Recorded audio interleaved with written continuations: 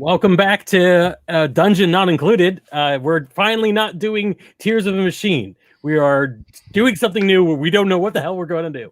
We didn't even discuss who was going to lead the intro. So, hi, I guess I'm Frank, and I'm joined by my co-host Brennan, Rebel, and Alex. Alex, you're back. Hi, Alex. I'm back. Yay! Yeah, I'm back. Thank you guys for holding up for the last couple of weeks. We were very light at the camp that I was at, so I really didn't get to listen to anything last couple of weeks. So I do look forward to listening to the Tears of the Sun. Yeah, it was see what I missed. It may have been the best game we've ever played. Perfect! Of course. I don't like the I don't know. There was a different kind of energy that was really good. Yeah, there was an energy stuff that just wasn't there. Really good chemistry that I just think was lacking in the previous Fair. No, it is what it is. I'll see myself out. Have a good one, everyone. But no, it was a lot of fun. I can't wait for you to listen and or watch the archive and see what we got up to. It's a great game. You can find out more about it from on robotclaw.info. But today we are going to start a whole new game. Brennan has been volunteered to run. So tell us a little bit about what you've chosen for us.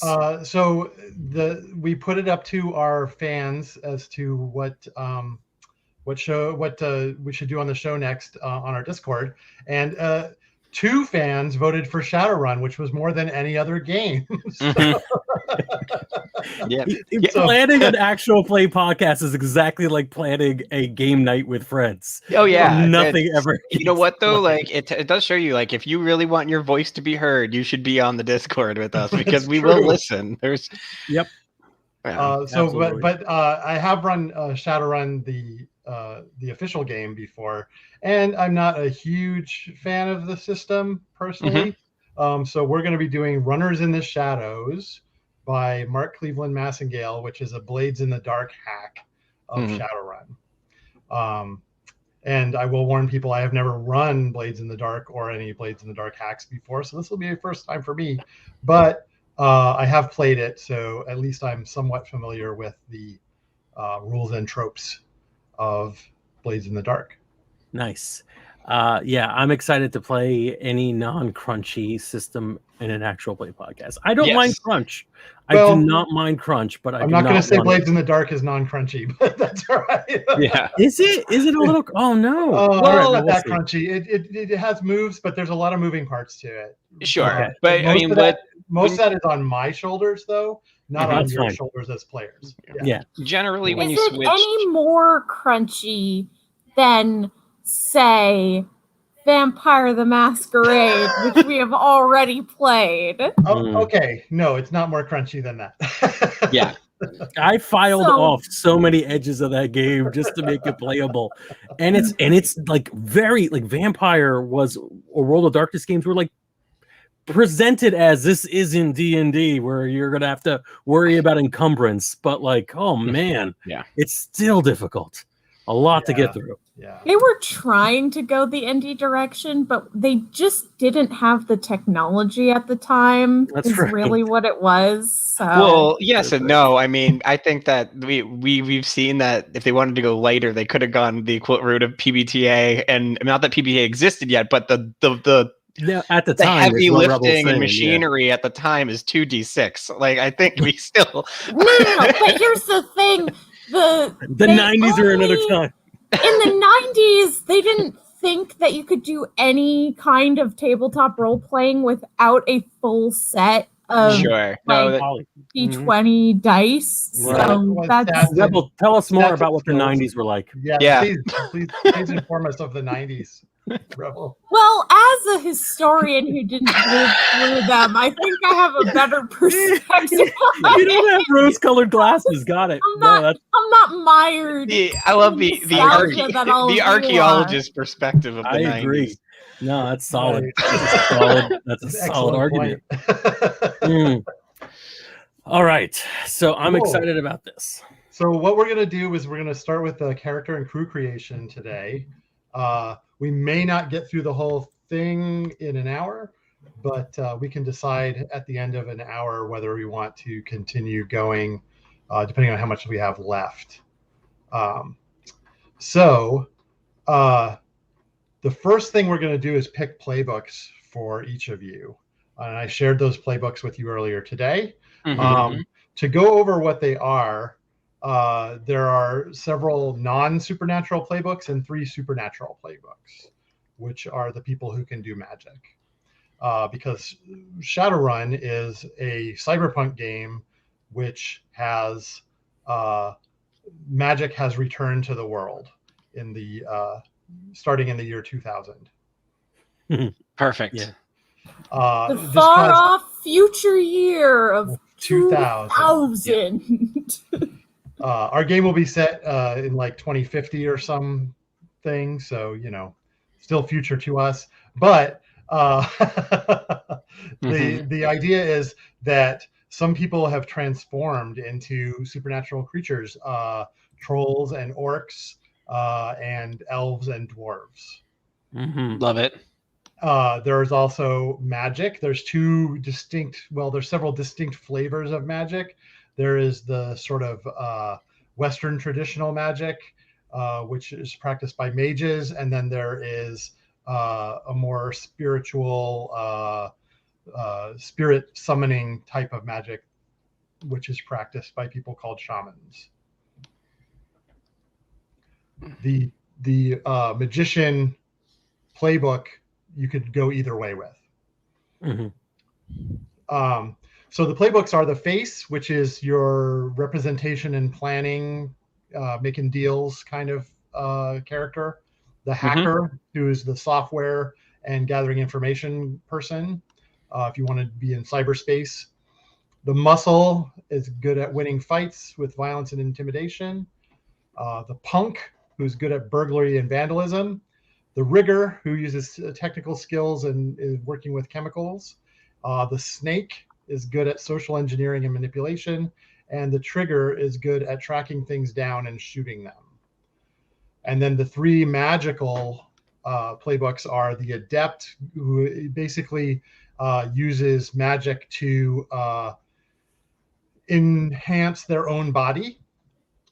The magician, which deals with spiritual entities in the astral plane, as well as casting spells.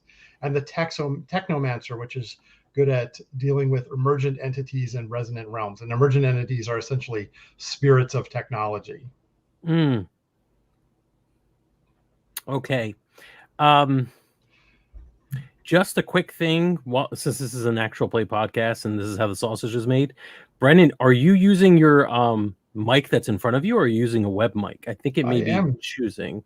Can you check that in? Because you sound a little web. It could be my headphones. So if you could take a look and see.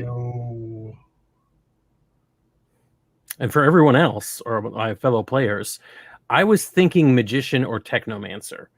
Anybody else thinking in those 2 piles? Part of me was thinking going in magic user, but if we already, just off of the fact that there are 3 of us and there are 13 playbooks and a third of them are magic, if someone else is gonna pick magic, I'm gonna pick a non-magical one, just to for balance. And keep in mind that that's not necessarily like a permanent choice thing. What we're playing here is a crew. And sure. When your character becomes injured or too damaged to go on a run, you might pick up another playbook for 1 session or so. Oh, cool. So you'll have the opportunity to change it up, maybe. Right. Oh, cool. Okay. Really from a technical standpoint, I will say throwing it out there could be fun. We don't have to do this on air or something we can think about later, but it would be fun to make our main characters, but each pick a second playbook for our backup character. Yeah. I think that's a good idea. For the podcast, we can do all the stuff about making our main character, and then on our own time we can make our secondary character. Yeah, right. And I think that would be very fun to have our main characters and then have some secondary funny ass weird characters show up as our backups at points. Like our A team and our B team. Yeah, cool. So basically what you're going to be doing as characters will be determined kind of by what kind of crew you run. Sure.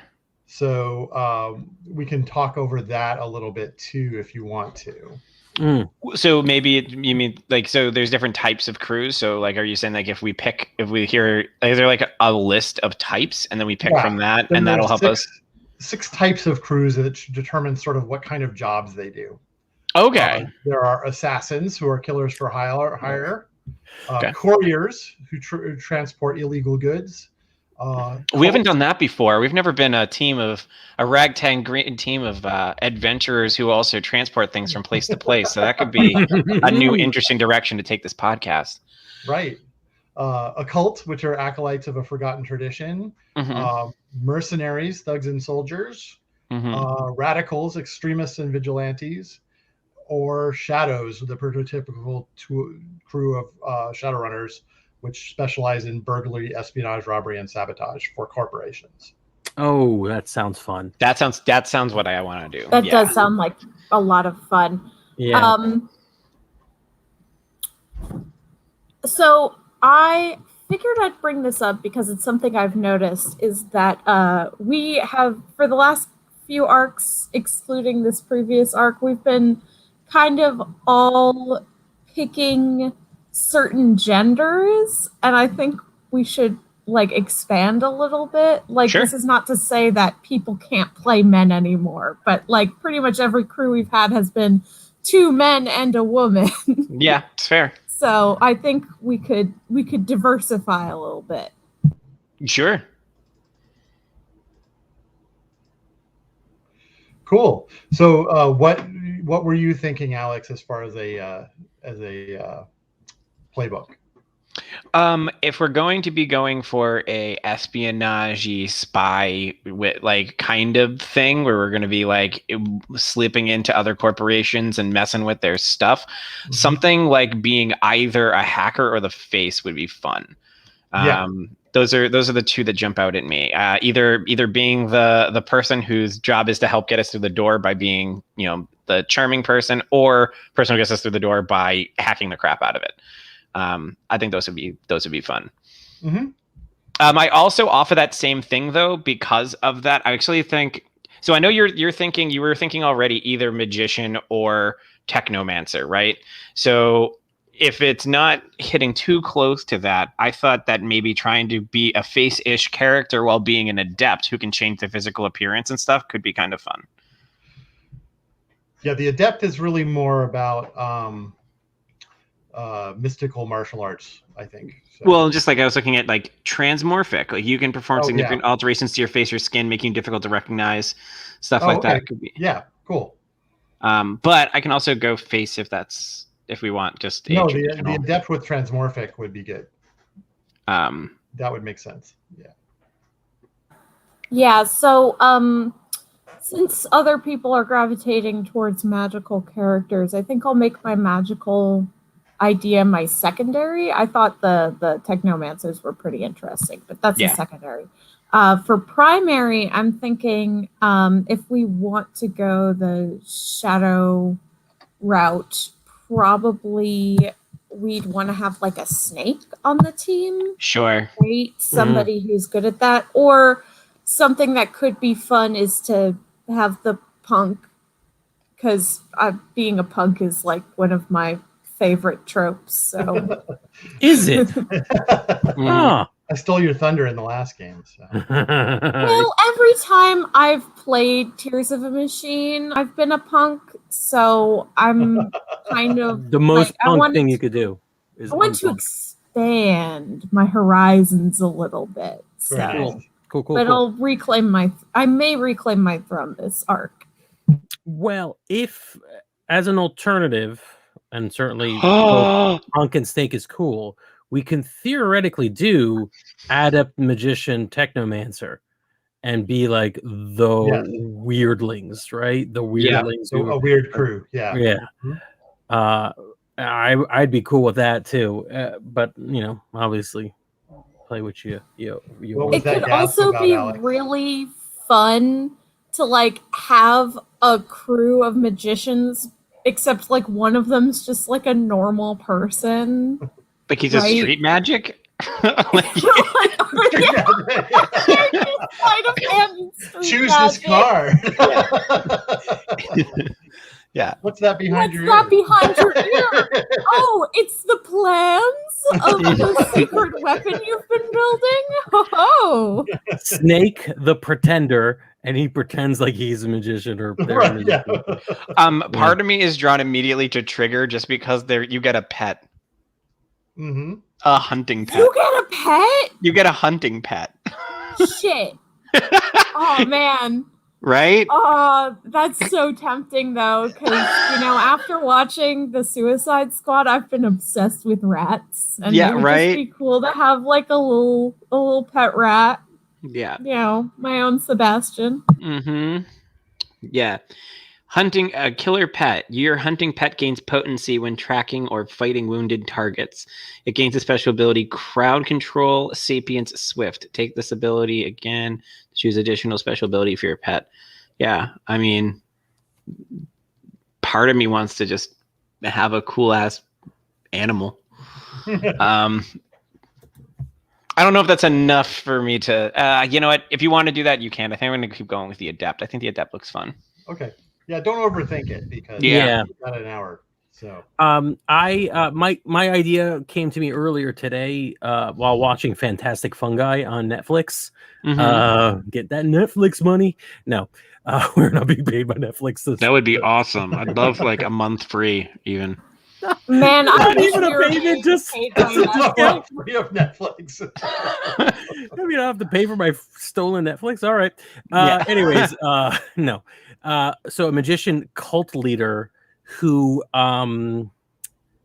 worships the cult of the fungi, this like a pervasive, all-encompassing cult religion that venerates fungi above all else. Mm-hmm. That is especially not a death cult. Like, it's not the normal fungi in fantasy where it's like, oh, this is about decay. And like, no, it's about tripping. It's about holding carbon in the soil. It's about neural pathways. Like, it's, a lot more breaking techie. Down waste. Yeah, stuff like that. And it's surprisingly techie because of all the networking that kind of that happens between these giant mega organisms. So I think that might be interesting. I don't know, weird guy. Cool. I like it. I'm thinking an Adept who specifically is into body transmorphication. I don't know how basically body transformations, and specifically has the ability to change their parts into animal parts in order to do the things that the playbook allows them to do. Oh yeah, that's cool. Yeah, I like that. So Adept. I don't have a name or anything yet. I'll come up with one in a moment. Yours was the magician or the technomancer? Mine's gonna go with. Oh, sorry. Yeah, Frank. Yeah, mine is the magician. Okay. And what were you thinking, Lois? Rebel. Pardon me. Yeah. So, I think I'm gonna go with the fucking close-up magic snake. I love it. Perfect. Nice. Yeah. All right.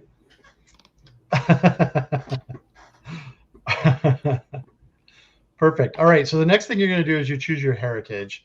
We're going to be setting this game in Seattle, which is the traditional setting for Shadowrun, which is a free city on the coast, set within between several Native American nations and the Elvish nation of Tir-Tairngire. I'm sorry, what? Yes. Yep. Perfect. All right. Sure.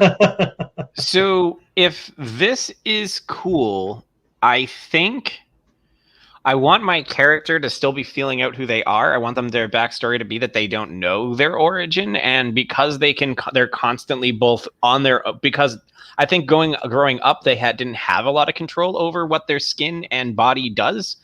So I think that they don't know their heritage and don't know. That's cool. Are they any kind of metahuman? I would also think that they're probably going to use they them pronouns for that very, very same reason. I think I think they're still figuring out who they are. Are they any kind of metahuman, like, or do they not even know that?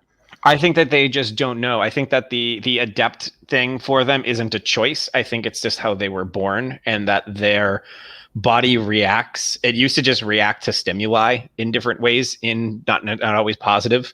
And now that they've learned they've got more control over that. Looking at the different things that I have in here that I can kind of do with this, like hand reflexes, stamina and physical form. But I think that they don't know too much about when they were really young. They don't know who their parents were, and they have memories of like the orphanage, but that's about it. And they were of course assigned things, but that doesn't necessarily mean anything to them. Right. Okay. They were probably assigned stuff for like paperwork reasons, but it doesn't match. Like anytime they've read it, it's never matched what they see in the mirror. That's cool. I like that. That's a really interesting idea. So cool. So the city of Seattle has a strong Asian influence, being on the Pacific Rim, like it is.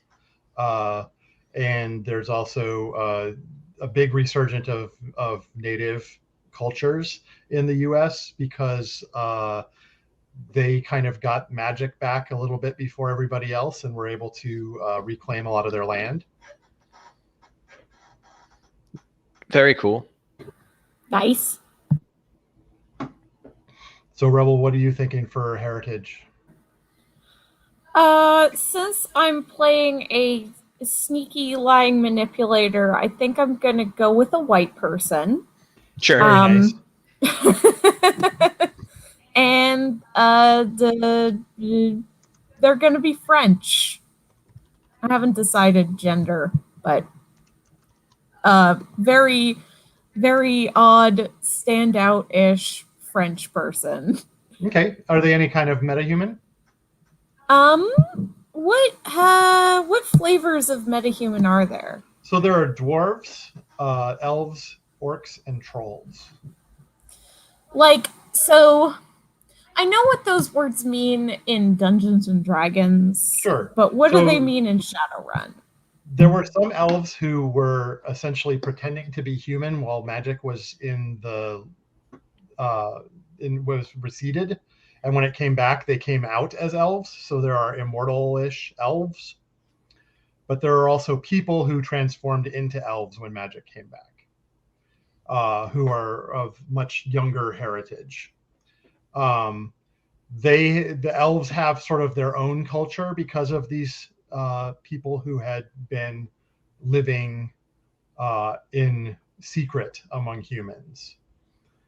Dwarves, obviously became short and strong, and are very strongly represented in like the tech fields. And then there was a thing that was called goblinization, where people randomly turned into orcs and trolls, and a lot of the orcs and trolls were shunned or rejected by mainstream society. Orcs are goblinish looking people, and trolls are larger sized and usually have horns. I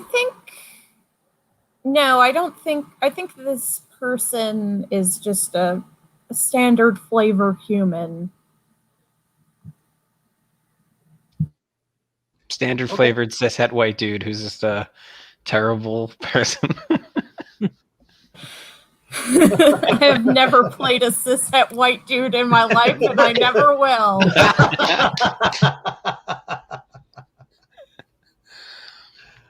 Nice. How about you, Frank? I don't know. I'll be honest. This guy's my vision of what this character is like is so weird.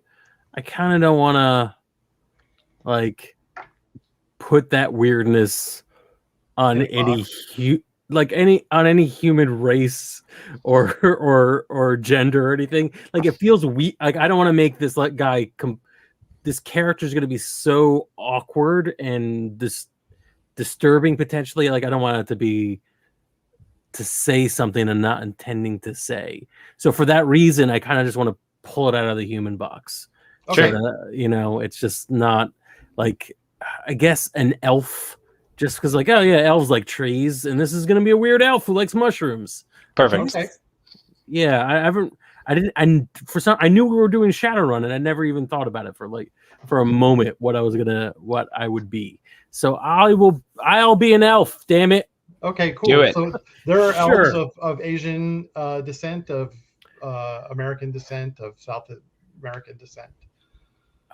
I will be indeterminate. Yeah. Okay.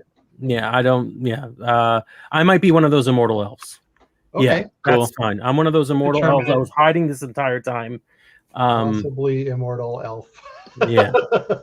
Or I think I was. I can't quite remember, but Well, yeah, and that actually right. did happen to some elves. Yeah, that they Yeah. were like, they came out as elves, and then they were like, "Oh, I think I've been around for a long time, but I don't recall." Yeah. Yeah. It's been so long. Who can Yeah. remember? Very nice. I like this. Okay. Cool. So now that we have our heritage, the next thing you're going to do is choose a background. It describes what you did before you joined the crew. The backgrounds are academic, which would be like a student, a philosopher, a journalist, an artist. It's very loose. Corporate, a wage mage, corporate security, business liaison, an accountant, an heir to a corporation, that kind of thing. Labor, a factory worker, chauffeur, dock worker, pilot, cashier, etc. Law, prison guard, lawyer, judge, private eye, law enforcement. Media, a news reporter, rocker, social media personality, video actress, camera person, pro athlete. Military, a soldier, member of a foreign legion, spy, strategist, training instructor, or underworld, a beggar, a purse snatcher, go-ganger, or other outcast. By the way, a go-ganger is essentially vehicle-based gangs. Nice.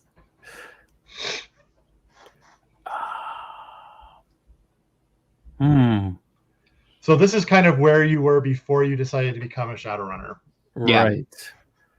I think, And I like media. I think media might be a good place for a cult leader to be in. Yeah, I'll do media. I think it's a little odd. There's a specific aspect of media. Heir. Oh, corporate heir. That's perfect. What is there a particular aspect of media you were thinking? Not really. Were you also thinking media? You don't want to overlap? So I was trying to think like, so the more I think about this character, I think it'd be cool if this character goes to bed every night not knowing what they're going to look like in the morning. That's cool. Like not knowing, race, gender, heritage, anything. They wake up the next morning, they look totally different, and they're only learning to control aspects of it now. So I think it would actually be kind of fun if their whole thing was they tried to make money on the side by being just a professional extra for TV shows and movies. So they would have like a super androgynous name that they could have everything billed to, but they would be like, well, we need the following people on set for like being glorified extra. Like, oh yeah, sure. And like they'd show up for a day, do their shoot, and then the next day they'd show up and there'd be like a different character in the background of a scene. So like in a TV show, you might see them 8 times, but not know that never look the same. They never look the same. Cool. I like that. And for your media background, Frank, what are you thinking as far as that goes? I'll actually swap it around and do trade and medicine. I was a doctor. Oh, cool. Oh, okay. Like that. Yeah.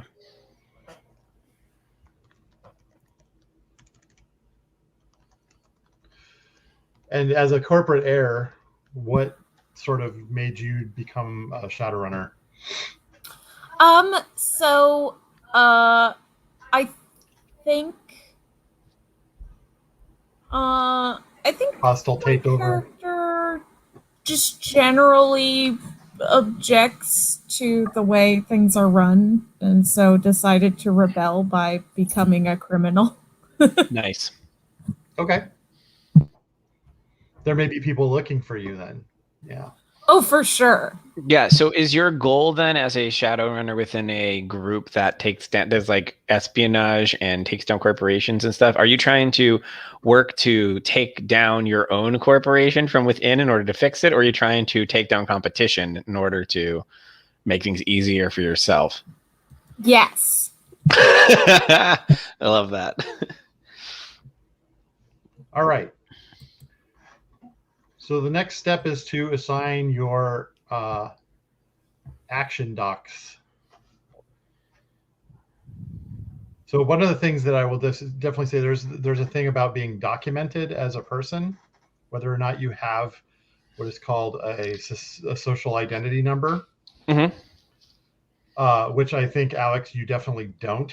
Yes, I don't. I probably have one from the orphanage, but it doesn't actually apply to me, if that makes sense. Like for the purposes of whoever was in charge of me to get paid by the government, they have some paperwork with my name on it or a name on it and a number, but it doesn't actually, like, you would never know it's mine. Right. Whereas Rebel would definitely have one. Yeah.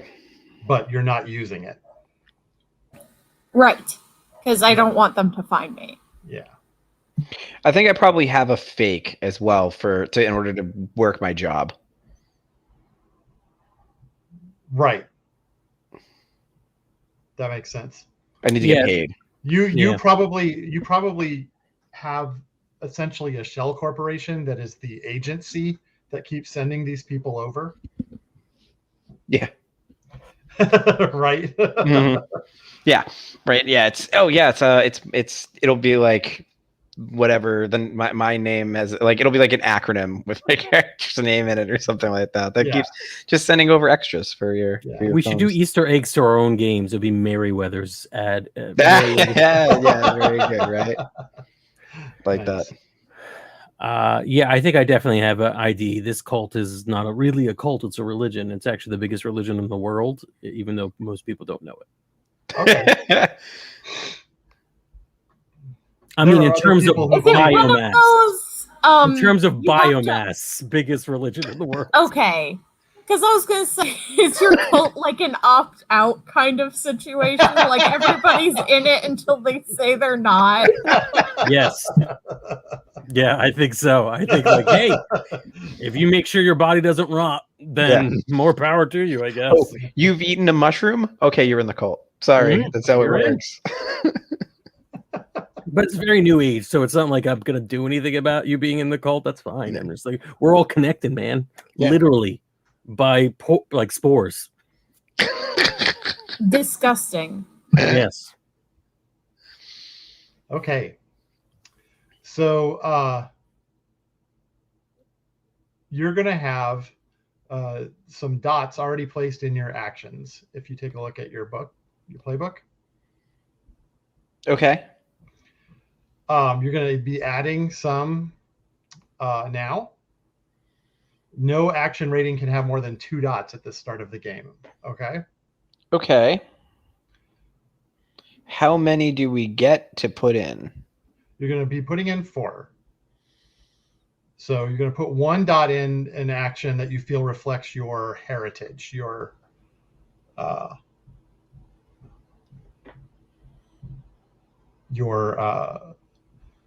people. Can we go over really quick what some of these refer to then? Like, let's do that. Yeah. So just go through like engineer, interface, stock, survey. Like, what's essentially the deeds for each of those? So as engineer, you can build stuff. Hang on, I got to pull up the character sheet because I don't have it directly in front of me. Oh, that's fine. That's fine. But engineer would be any kind of technical repair or work or anything that you think is, essentially technical. Okay. And then what's the next one? Interface. So that is interfacing with computers. Yep. Joining the matrix essentially. Okay. Stock, which I assume is tracking people. Yeah. Yes. And then survey is that like perception check? Yeah. Mm-hmm. Okay. The struggle to find words that aren't used by other games. I know, All right? Survey. Okay, cool. Yeah. Creep for body, is that stealth? Yeah. Fight seems pretty Pretty straightforward. self-explanatory. Yeah. Finesse. So there are finesse weapons and there are fight weapons. So a fight weapon is anything that uses brute strength, or hand-to-hand weapons generally fight. Finesse are things that would be like dexterity based. So those are also firearms fall under finesse. Okay, because my character comes with 2 finesse already, so I guess I'm going to be a shoot boy or shoot them. Is that how it comes from the that sheet? Yeah, there's some already filled in. And then the other one I have is scramble, which is... I see that. What is scramble? No, let me look that up. It's not egg preparation. I assume it's a dodge. That makes sense. Much more than my egg preparation guess. Your egg preparation. Survey says? No, not that kind of survey. Yep. Yeah, I assume that's it. And then there's the willpower ones. Yeah, so willpower, consort, demand, hustle, and study. Right. So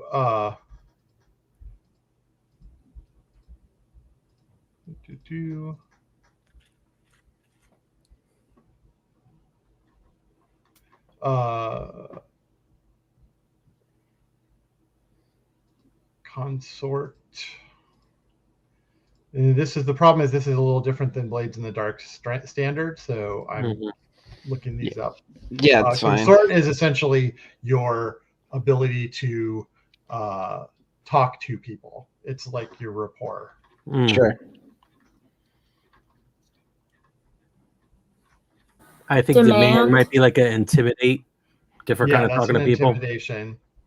Hustle is lying, and then study is being able to read people. Yes. Yeah. Okay. And so what do we get? How many points do we get? And it's based off we get 4 to throw around. Yeah.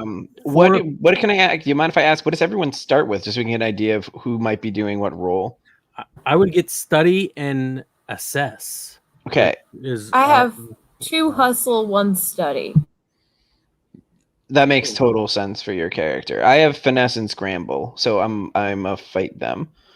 Is assess on everyone's sheet? I do not have assess. That's weird. All right, I guess I have 2 assess, which is an under willpower, and 1 study. Okay. And I don't know how I would not. I don't know what the difference between those are. Do you have hustle on your sheet? I do have hustle, but nothing on it. But what about so are there any skills that we said that you don't have? No. Do you have 4 intuition skills, 4 body, and 5 willpower? Yeah, and it's sort of like set aside a little bit. That's probably your magic skill, if I had to guess. Yeah, it makes sense. I mean, technomancers have attune, and in a similar space where a magician has assess. Okay. Assess is a magician. It is the magician's magical senses, essentially. Okay. All right. Cool. So that's what I have: 2 assess, 1 study. And these the 4 we throw around, they're based on what? Okay, so I'm just throwing it out there, just not my game, not my character sheets, but if I were to choose Mystical Way or Mystic Way as one of my moves, I need to roll assess, which is not a spot that I can fill in on my sheet. Yeah. Oh, it says if I choose that, it's rated at 1 dot now, and it gets a new one each time. Okay, never mind. I take it back. There's rules in there. Yeah, there is one specifically for a sense. I guess it makes sense. Perfect. Never mind. I take it back. You did a great job. And then there's 4. There are not 4. We get 4 points to spend amongst these. Yeah, a sense is essentially your magical ability. It's you open your mind to the astral plane or channel arcane energies through your body. Nice. All right. And I did hear we have 4 points, and it's based off heritage. Did I hear? One is based off heritage. All right. So I kind of hate essentially. That. Yeah. Choose one that you think you got from your childhood. I think I'll take 1 in demand, because that would be the skill for bossing people around, right? Sure. If I'm not lying. So being a corporate heir. Yeah, that's your background, and you're going to get one from that too. So I agree with you. I don't like that. So let's just go with background, and then we'll do the remaining 3 as free assignment. Which all right. Yeah, so what would me being French have to do with my? That's what I've been waiting for. Exactly. I'm not blaming Brennan or even whoever designed this. I'm sure it's mimicking some old Shadowrun game, but yeah, that's terrible. All right. So here's it's based off background, and then we have 3 floating. Good. Yeah. Okay. So here's my question. Here's the story piece, and you can tell me whether you think this is consort or hustle. I picture that my character had a hard time making friends when they were younger, but as they got older, they started figuring out that they could kind of Groundhog's Day friendships by, if they like somebody, they can approach them on one day and introduce themselves, and if it goes wrong the next day, they can introduce themselves to that same person again and try and find the right path to eventually getting small talk to work. This is hustle. That's hustle. That's hustle. Okay. 100% hustle. Well, I don't know if it's consort. It's like it's. Well, my thought is like it's the goal. The goal isn't to lie. The goal is to eventually figure out how to charm an individual. So I guess So socializing with friends and contacts is consort. Yeah. I don't think that's true friendship. You're manipulating. That's true. Hustle Okay, is fair. Influence with guile, charm, or argument. All right. So that's gonna be hustle then. I'm gonna take one for hustle based on background. So. Yeah, fight is close combat. Finesse is dexterous manipulation. Yeah. Now I've run into the problem here that this sheet is not. Yeah, it's not editable. I can't fill it in. Yeah, I got a doc going on the side to fill this. That's okay. I'm going to write it down like a caveman. I'm going to create a doc I'm going to do something for us, a character keeper or something. But since we decided to do this earlier today, I haven't had time to put that together. Fair enough. That's fine. I just wanted to let you know that probably by the time we actually get our character sheets, I'll forget everything I've said. That's why we have it recorded. Make sure in the you write it podcast. down. I'm going to get a second point in study for my background. I did that to become a doctor or something. And let's see. What are the 2 of you? Well, I'm gonna pump up assess, and it's 1 for 1. It doesn't matter how high it goes. You can't have more than 2. Oh, can't have more than 2. Then screw that. Yeah. Assess and I guess I'll do some creep. I feel like I'm a creep. Sure. No, I'll do interface. Definitely interface. I'm leaning heavy into the body. So I did give myself, outside of this, I gave myself hustle. And then I've given myself 1 creep, 1 fight, and 1 stalk. Remind me what stalk is again. I'm assuming it's. Yeah, can you read that? Because I'm pretty sure if it's what I thought it was, it's the ability to track people. It's kind of what I got out of it. Scramble. Yeah. All right. Stalk. You carefully track a target. Yeah. Yeah. Okay. And what's the difference between stalk and creep? Creep, is that just like you step silently? Creep is stealth. Yeah. Right. Trying to be avoided. When you creep, you traverse skillfully and quietly. Oh, and while you have it open, can you just read Scramble one more time? Yeah. Scramble says. Let me see what Scramble says. It says you employ sudden physicality or force. Actually. Oh, okay. I like that. All right. So yeah, I'm going with hustle, fight, creep, and stalk. Okay. So to help me pick what I'm these abilities, how does the secret arts of magic work? Do I get 1 of those or? Yes, you're going to get 1 of your moves from the middle. Got it. All right. So make sure that your move synthesizes with whatever you're choosing. Yeah. Yeah. I think I'm going to take 1 creep and 2 interface, since we don't seem to have anybody who can interface at the moment. That seems like a good idea. You'll be like a little bit of a hacker as well. Yeah. Yeah, I'm a corporate spy through and through. Nice. Well, the best kind of corporate spying is that hustle, that social engineering. That's how you get those passwords. Right. Yeah. The interface is probably in case like there's an alarm I need to turn off, or like I couldn't get the password, so I have to brute force it or something. Yeah.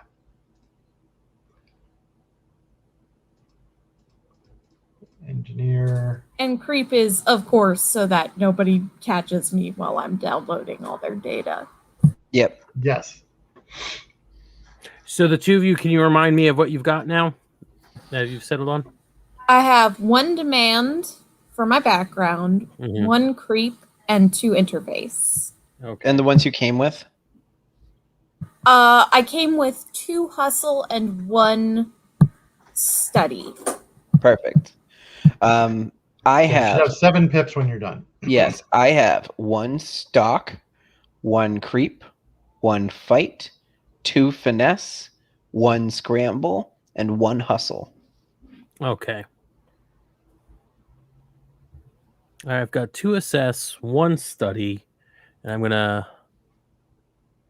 guess I'm gonna move some of the stuff around so I'm not so much doing what other people do. Yeah, that's actually a good way to approach this game, is so that everybody has like a chance to do something that fills in a need for the group. Yeah. So I'm going to do 2 consort. Okay. 1, 2. That's only 2 I've spent so far.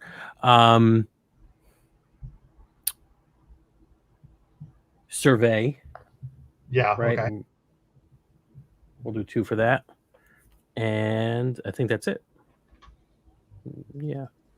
That's 4. And that's 7. Yeah. Okay. Survey is to observe a situation and anticipate outcomes. Yeah. And so that's more of an awareness kind of thing. Mm-hmm. And study is more of a search, scrutinize detail, and interpret evidence. Right. And I think since I've got 4, I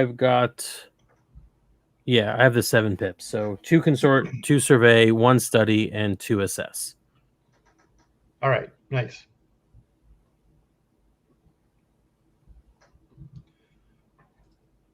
Okay. Now you're going to choose one of your special abilities in that gray column in the middle of the character sheet. So we get 1 adept feat or right there. Okay. Yeah, you're starting off fresh. You guys are new. That's fine. I'm going to start with then transmorphic. You confer a significant alteration to your face or skin color, making you difficult to recognize for several minutes. Very nice.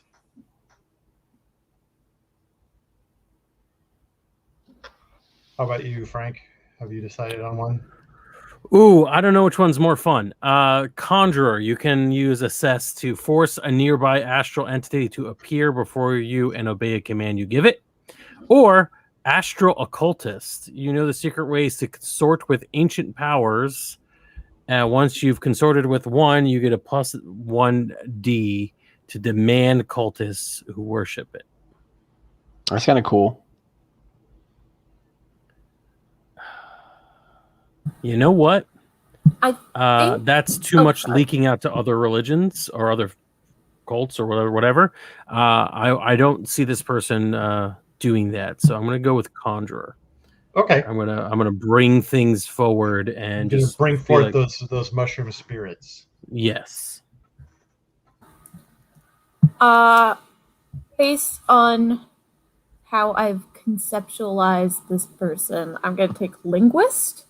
So I can understand bits and pieces of any dialect, even those I have never learned. I can mark 1 edge to hold a conversation despite language barriers.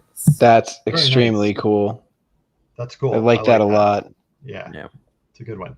Okay. So step 6, choose a close friend and a rival. So there's a list of characters, NPCs, underneath your powers in the middle column.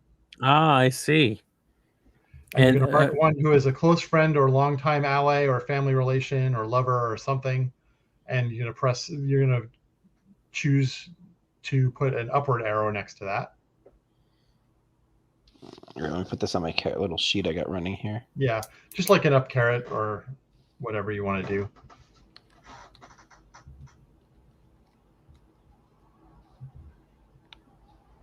Oh my gosh, I'm just realizing that you guys are seeing my forehead and nothing else because of the angle. Sorry, viewers at home. You've been so out of practice is the problem. So my friend is Roz, a free spirit. Okay, so a free spirit. Now we can rename these characters because I don't particularly like the names that they have, but that's all right. So a free spirit is a friend of mine, and an enemy is well, here it's called Vladimir, a vampire. Yeah. Yes, a vampire. Just die already. Just die already and take another spin on the wheel. You're gonna be okay. And he just doesn't, or they don't like that. So I'm gonna rename the clerk who is my friend's. Their name is gonna be Maya, and they're a records clerk. Perfect. But I'm not gonna rename my enemy Freedom, a secret agent. Nice. That's perfect. Mm-hmm. Their name is Freedom, and it's dumb, and everybody knows it. Yeah. So my strange. Okay, so here's a question. My strange friends. Too late to do it now. They gave me was Roz, a professor. So could your Roz and my Roz be the same person, but from different points of view? Yours is a free spirit, Roz, and mine's the professor. Yeah. I like this. You only know. I only know them. I know them in their professional capacity. You know them after work. Yeah. I kind of like that. So we're gonna have Roz as our person, and then I love my enemy. His name is Raiden, like the Mortal Kombat character, and he is a quote parkourist. What does that mean? It means that at some point we're gonna be fighting someone who's gonna be able to flip from building to buildings. Is what that means. But I think if you know this parkourist and the secret agent to team up to take it down. They're the same person. There it is.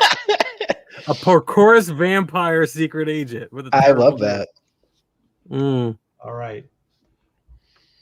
When you say parkourist, it makes me feel like that is just what they have on their resume.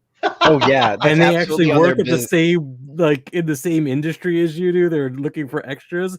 They have parkourist. Yeah, I can. Yeah, it's on his resume. I mean, it's his business card. Stuntman or something. Yeah. No, that's giving I think too much credit to Raiden. Yeah, stuntmen are actually talented workers. Raiden is definitely a stage name. Picked after the success of the Mortal Kombat movies. Oh yeah, only saw the sequel. Nice. All right. Great. Cool. All right. So the next step is to choose your vice, your preferred type of vice, basically, which is how you decompress after your this is Shadowrun. Yeah. And the deal is you're going to gather stress when you're on missions, and this is how you get rid of stress. And it's definitely something that you could overindulge in, or it could become a problem for you. Mm. Is there a list, or is this something we could just come up with? There is a list. Allow me to give it to you. No, I just thought there might be a list we were forced to pick from. I think I could think of something. So the list is interesting. They're categories. So deviant, you experiment with mystical substances, consort with tormented spirits, interface with rogue AI, observe strange rituals. Faith, you're dedicated to an unseen power, a mentor spirit, or an ancestor. Gambling, which is obvious. Luxury, expensive and or ostentatious displays of opulence. Obligation, you're devoted to a tradition, a family, a cause, or a charity. Pleasure, gratification from lovers, food and drink, performance, art, BTL chips, Those are better than life chips. Oh, nice. Oh, Which so let you like live other people's lives. Yes. Better than Yikes, life chips. Sounds So bad. better than life chips are Pringles. Yeah. They're that good. And Once you Super, pop the you fun seek donuts. oblivion in the abuse of drugs, drinking to excess, etc. I think BTL would actually fall under oblivion. Stupor, I mean. I reject the term for it, deviant or even oblivion or whatever, but definitely psychedelics are what I would do for a de-stressor. Yeah, absolutely. It's a religious ritual, but it's not deviancy. It's just the way to commune with the mother mycelium. Yeah. Now, would spa treatments fall under like luxury or pleasure? Pleasure, maybe. Yeah. Yeah. Pleasure. So basically, what I'm thinking of is my character is used to a certain lifestyle and has had to do without, and so their vice is trying to get that pampered life back. Yeah. So that totally makes sense for your character, I think. I'm gonna go with pleasure, just because that seems to fit more what I'm after than luxury. It's not about status; it's about comfort. Mm-hmm. It's like that rant in Johnny Mnemonic where he's shouting about how he wants room service. Yeah, I'm not familiar with this. Yeah, that's in the cyberpunk realm. So there you go. Yeah. I think that I think my character is going to be obligation, and I think that while they didn't get along with they didn't get along with one of the two women who ran the orphanage, the foster home they were in, but they do recognize that if it weren't for them, that they don't know where they would be, and that they only really survived because they had this place looking out for them. So I think they have an obligation to that foster family and the kids that are currently going through. Like any extra money they get, they're giving, or if they can get clothes for the kids or toys or whatever, they're helping maintain that place there. I'll come up with a good name for it later. Okay. Cool. And this is your IDN status. Your SIN number is the next step.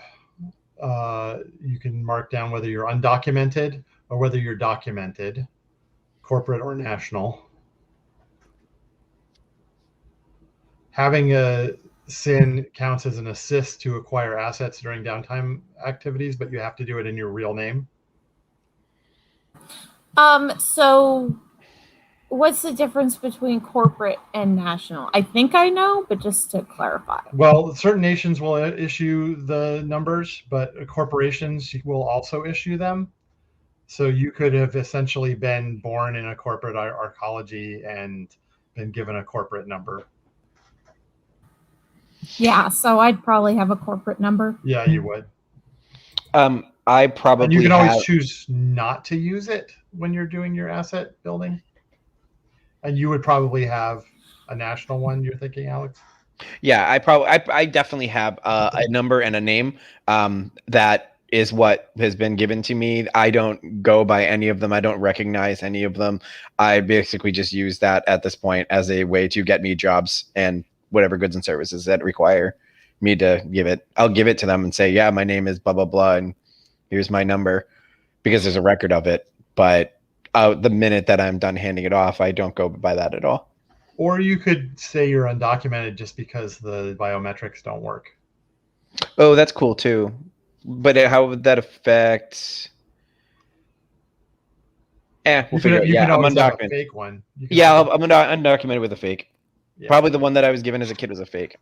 So yeah, let's do that. Undocumented. Cool.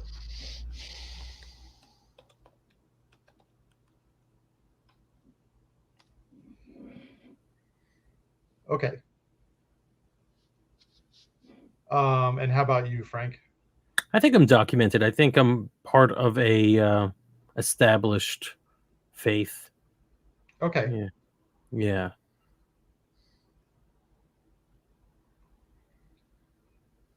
Okay.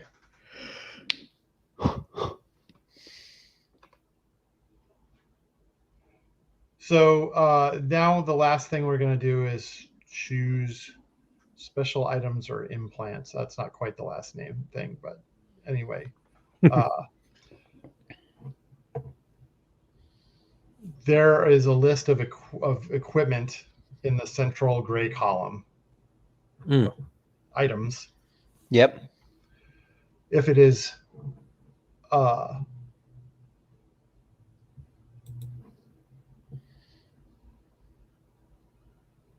if you choose 3 of those to have as options when you are choosing your gear.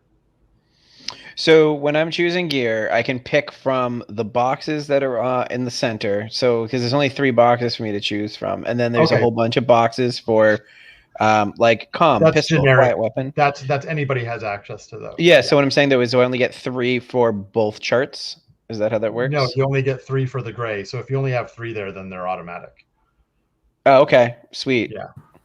So I pick 3 now. Those are the ones I have. And then when I'm going on a mission, I pick 1? No. So the way the gear works is you'll choose what your loadout is, whether that is light, medium, or heavy. And that's the number of items you can use on a mission. When you use an item on a mission, you check it off, and then that limits the number of other items you can have. Okay, so when you choose the loadout, you get a maximum of 3 from the gray columns, is what you're saying. I'm saying right now you're choosing how many of those you have access to as your loadout. Okay. And then when we go on a mission, we can add more and take stuff away. But as of right now, you are choosing 3 right now. You're filling in 3. Choosing 3 right now, yeah.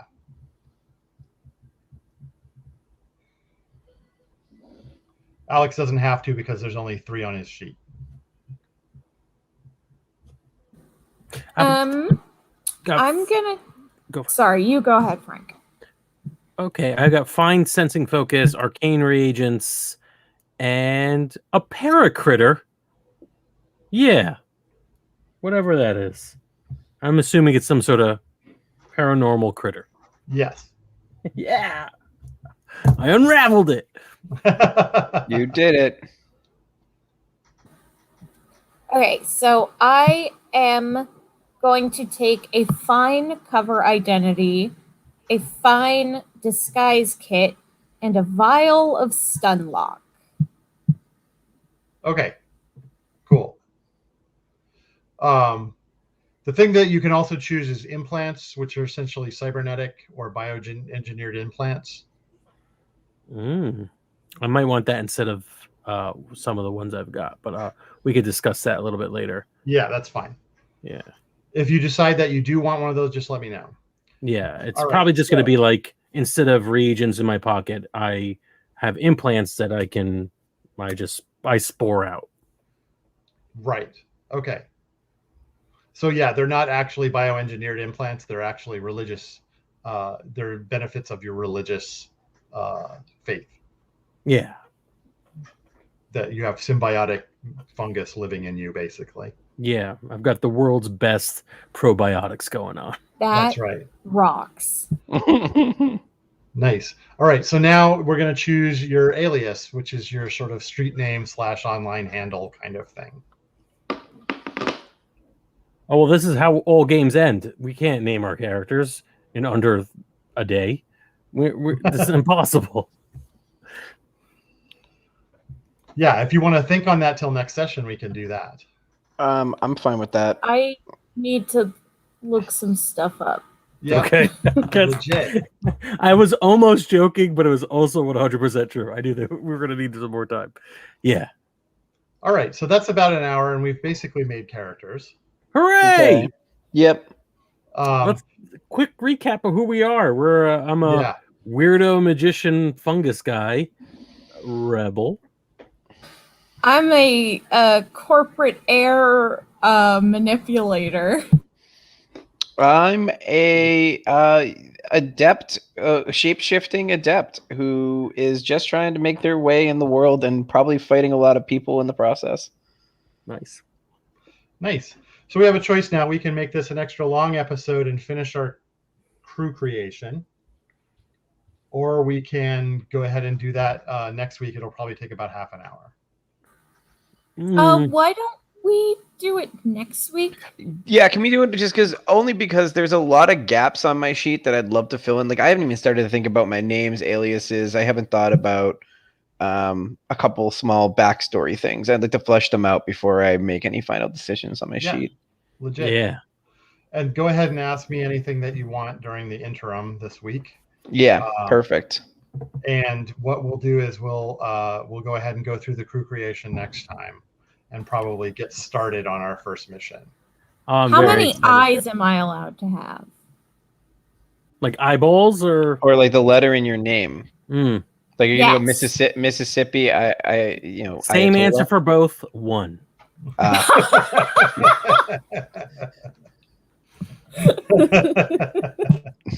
What Frank said. So this is it for this week, I guess. Nudge and Not Included. If you enjoyed this show and tuned into the podcast or the replay, how about joining us live on twitch.tv/nonproductive Mondays at 8 p.m. Eastern. You can also join us on Discord. You could follow us on Twitter, Facebook, YouTube. And you can figure out how to do all those things by going to Non-Productive.com and joining us there. This is really fun. I really enjoyed Shadowrun, but it was definitely a game I played when I was much younger, and I let all the work be on the GM. And I plan on doing the same exact thing this time. Because I ain't learning nothing. That's okay. Yay! Hooray! I love finding out stuff that old people already know a lot about. That's always a fun time for me. It's been most of the experience I've had on this podcast, in fact. It's true. It's very true. Yeah, a lot of fun. Tune in if you have any questions. Message us on our Discord or on Twitter, and we will get back to you